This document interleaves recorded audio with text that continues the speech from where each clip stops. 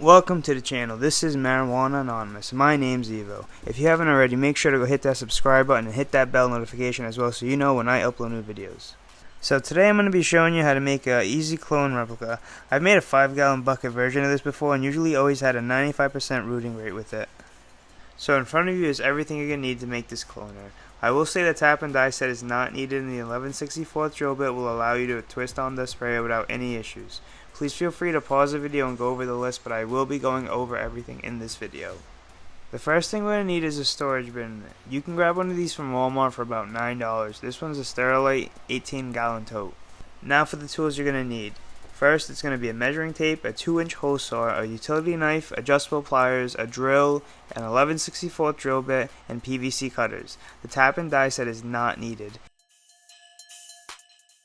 Now on to the fun part. So you'll need roughly 80 to 110 inches of half-inch PVC pipe depending on the size of your container. You'll also need 4 half-inch PVC elbows, 3 half-inch PVC tees, and you can't forget about the micro garden sprayers. You can pretty much buy these anywhere online like Walmart, Amazon, Home Depot, eBay, places like that.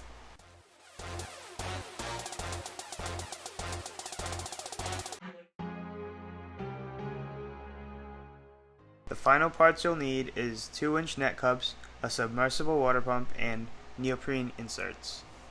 You can pretty much get any of that stuff at your local grocery stores if you have any. If not, then I guess you can just buy them online. Now for the lid. I'm using a completely different lid than the one that came with my container, only because I like this lid more. You essentially just want to cut as many holes as you need. Don't be scared to cut more holes than you need, because you can always just plug these with the net cups and neoprene inserts. Alright, now that all your holes are cut, all you want to do is go back and clean up all the burrs and extra plastic that's hanging off. You just want to make sure the hole is nice and clean for your net cups. Now we're going to make our sprayer assembly. So pretty much your cuts might be completely different than mine, only depending on what size container you have. It might not be the same as mine, but simply take out that measuring tape and start making some measurements and cut based on what you need. You pretty much just want the assembly to sit in the lower 1/3 portion of the storage bin. After your PVC is all cut and put together, you want to pretty much evenly space out where you're going to put your holes for your sprayer. So I would just space them out how mine are on the screen. After all your holes are drilled out, then you're pretty much ready to put your sprayers into your PVC. So just use some force and twist them on. Now all that's left to do is just hook everything up and run your air stones through the top, as well as run the power wire for the submersible water pump. Once everything is together, you should have something that looks roughly like this minus the lid. I just went with a completely different lid than what actually came with the tote.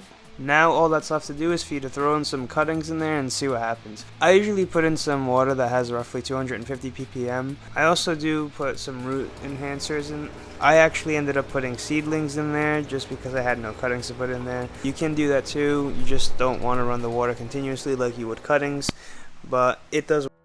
And that pretty much wraps it up for us, guys. Don't forget to like, comment, subscribe, share, and hit that bell notification so you know when we upload next.